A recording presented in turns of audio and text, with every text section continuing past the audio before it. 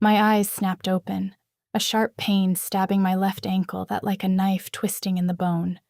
I lay flat, the long grass prickling my arms through my hoodie, and a too bright blue sky spinning above. Its edges looked unnaturally sharp, as if it were painted on glass. My head was throbbing, a nauseous feeling was churning, and I rolled over, retching onto the shimmering grass, my breaths ragged and scraped my throat like sandpaper. The hospital room flashed, Mom's frail body lying in her hospital bed, then the sound of a scream, and then darkness. My memory felt foggy. What happened? My chest heaved, and a hollow ache was spreading like frost. Where am I? I pushed up onto my elbows, scanning the meadow. My was heart-slamming. Louisa?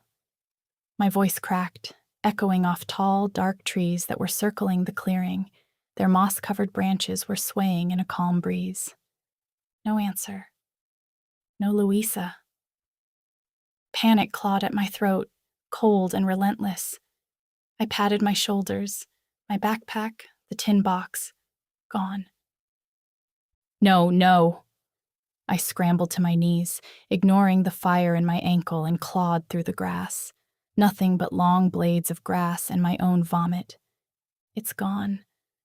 Tears were burning, but I blinked them back. Each inhale was sharp with the smell of damp earth and disgusting sour taste stuck in my throat. The grass seemed to mock my dizziness. Its blades were shining, rustling around with my uneven breaths, like it's whispering about my failure. I almost involuntarily leaned over and threw up again as my stomach continued to twist. Whoa, watch it! A squeaky voice sliced through my frantic thoughts, high and sharp, like a whistle piercing through the calm of the meadow. I froze, my gaze locking onto 3 cat-sized hamsters, and their rather large beady eyes all fixed onto mine. Their whiskers were twitching with each quick and tiny breath. The light brown one, bulkier than the other 2, pointed a stubby arm at my vomit, its fingers twitching with disgust, and a scowl creasing on its furry face. Come on, human! That's gross! He huffed. His ears were flicking as if I'd offended him. I yelped and attempted to scoot back, but my ankle flared and buckled me with a gasp. My hands shook as I yanked up my leggings to reveal a swollen, bruised ankle, pulsing with pain. My tears blurred my surroundings. My mind swam in confusion and fear. Talking. Hamsters? I braced for an attack. Their claws were probably even sharper than they seemed. The white one, fluffier than the rest, wore a red scarf and little brown satchel. It scurried closer. Its big blue eyes seemed curious and concerned. Don't be scared, dear, she said, patting my leg with a gentle paw. It felt warm, like a friend's touch. I flinched, despite the surprising comfort of the hamster's paw, with my voice trembling. What are you? It came out loud, like the sound of fear and disbelief mixing. I'm Flurry, she squeaked, in a firm yet kind manner, like a teacher would while soothing a worried child. She pointed to the light brown one, then to the darker one. These are my brothers, Charlie and Burrow. Charlie, the grumpy one, crossed his arms. His deep black eyes were narrowing, with a hint of curiosity that seemed to peek through his blunt demeanor. Burrow, a bit twitchier, flashed a shy little smile while fidgeting with a red berry. You almost got that stuff on me, Charlie muttered, his tail vigorously flicking, as if I'd actually splattered him. Charlie, hush! Flurry snapped, her scarf swaying in the breeze. What's your name? Ivory, I said, my voice sounding small as my eyes began darting around the meadow for any sign of my sister. My head spun as questions were piling up. This meadow felt familiar, almost like something I would have drawn as a kid. My gaze then locked onto a massive inky wall behind me just beyond the meadow, which split the meadow in half. Its hum was resonating in my chest. It stretched endlessly skyward and from side to side into the forest, like a living shadow. "What is this place?" I blurted, panic sharp. "Why are you talking? And that—" I pointed at the ominous yet familiar feeling wall. "What is that?" Flurry's ears drooped, paw on my knee. "What do you mean, why are we talking?" she asked, her blue eyes looking puzzled, and her whiskers quivered. "Trouble," Charlie grunted. His tail shook at the word. "Humans make that void wall worse."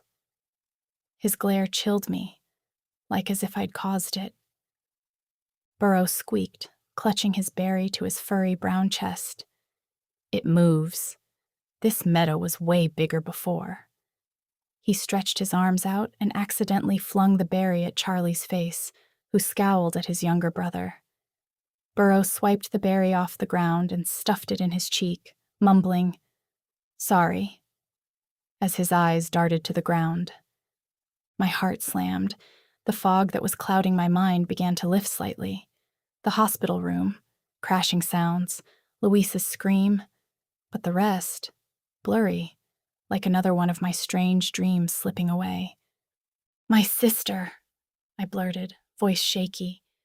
"She's 11, blonde, sorta curly hair, gray hoodie, flowered shirt.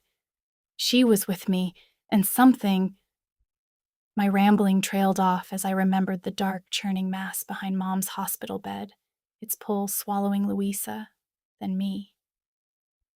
"That thing, it brought us here. Is she— are they in there?" I pointed at the wall.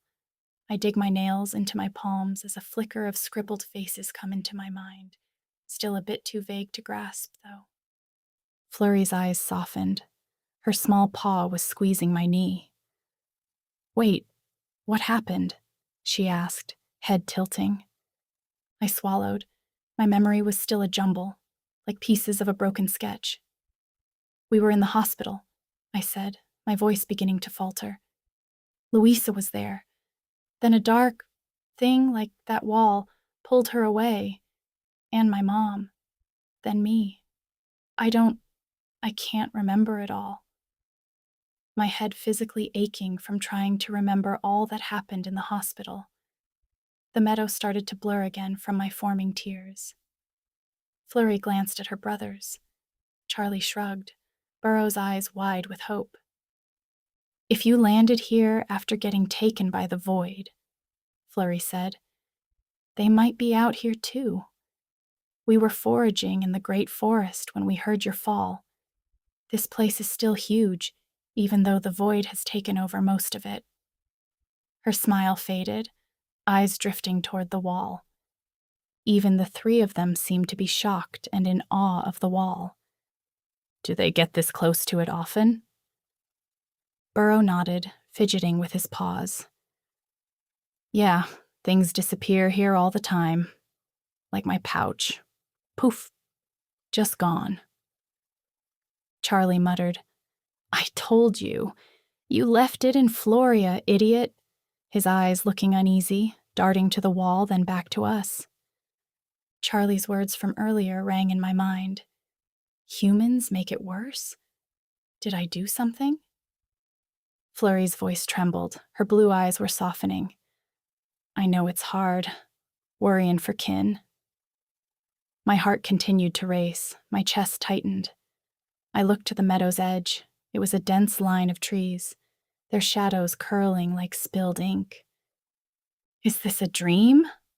I whispered to myself. "Or am I dead?" The grass swayed with the breeze.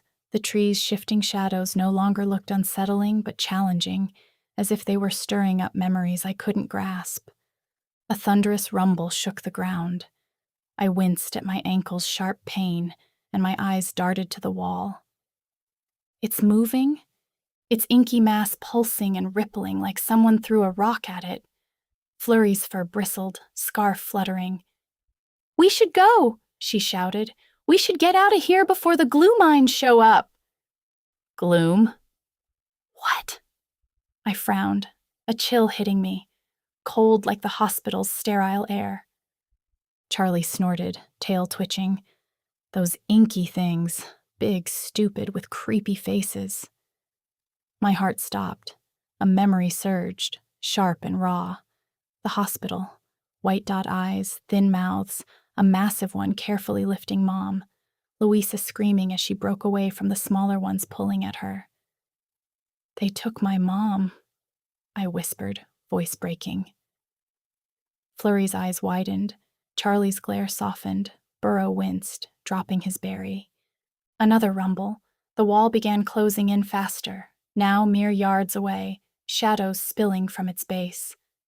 Glue mines emerged, some as tall as me, others slightly smaller, their scribbled faces glinting, some with spindly arms, others less formed, like the blobs I drew as a kid. My stomach dropped, a cold weight settling fast. Flurry darted to the forest, her brothers scrambling, their paws kicking up grass and dirt.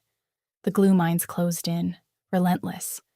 I tried standing, but my ankle buckled, pain searing, forcing me to my knees. "Come on, Ivory," Flurry called, trembling, voice cutting through the void's growing murmur.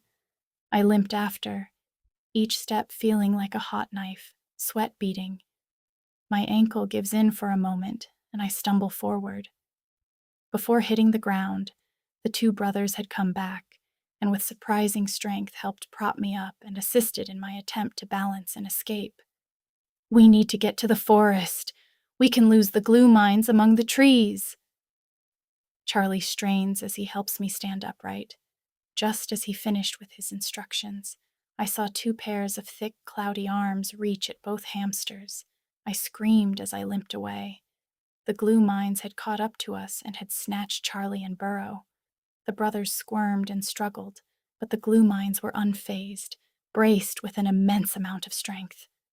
The hamsters! Flurry screamed, darting toward the one holding Burrow, lunging, her scarf trailing like a comet. She rammed into the glue mine's side. Its grip seemed to loosen, and Burrow wiggled free and fell to the ground.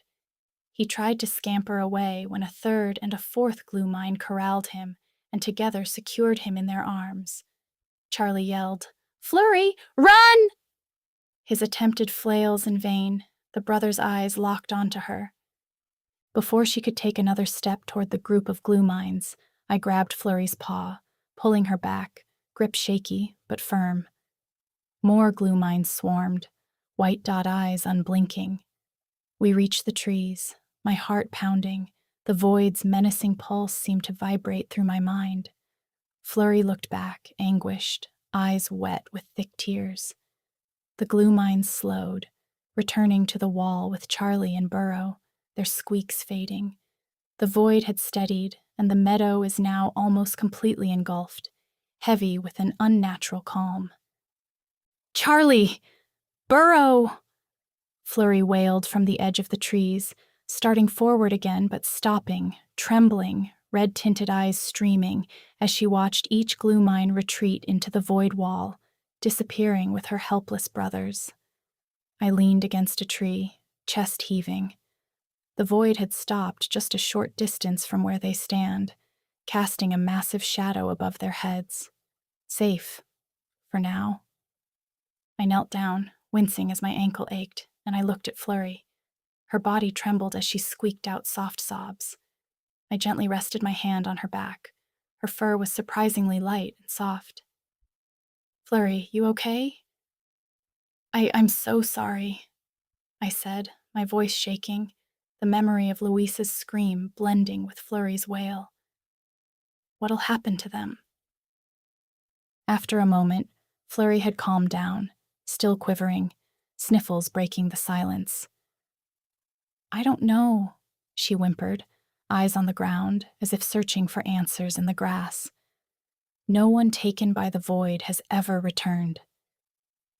She leaned into my hand, her breath slowing, whimpering soft, like a child seeking comfort. I think of my sister and my mom. I felt a knot in my stomach as the thought of them possibly being taken into the void crossed my mind. I looked to the great forest, its towering trees allowing slivers of light through its canopy. Awe and fear stirred within me, a feeling of hope, but also dread. They're out there. Gotta be in the forest, I whispered, my resolve hardening, like a fire igniting. Flurry stepped forward, her sad blue eyes damp but fierce, scarf swaying, paws clenched. "We need to move," she squeaked as she looked out into the forest with steady intensity. "The void's too close. We'll go to Floria, my village beyond the forest. Someone might have seen your sister, or even know how to get you home." She paused, eyes meeting mine. "We'll search the forest the best we can, but we can't hang around long. The void could be closing in some more." I nodded. Doubt continued to gnaw at my thoughts, but hope was flickering. This world, a gigantic forest, glue mines, big talking hamsters, felt like some fairy tale story, but it sort of stirred something familiar within me. "What about your brothers?" I asked, voice cracking, shaking off the strange thoughts and questions about this place. "Maybe there's a way to save them?" Flurry's ears drooped, eyes glistening.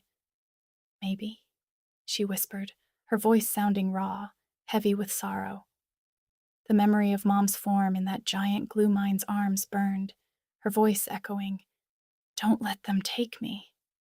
I pushed up off the ground, pain shooting through my ankle, determination outweighing it, my heart set on finding my family. Flurry confidently led us into the forest shadows, the voids buzzing eventually fading behind us into nothing.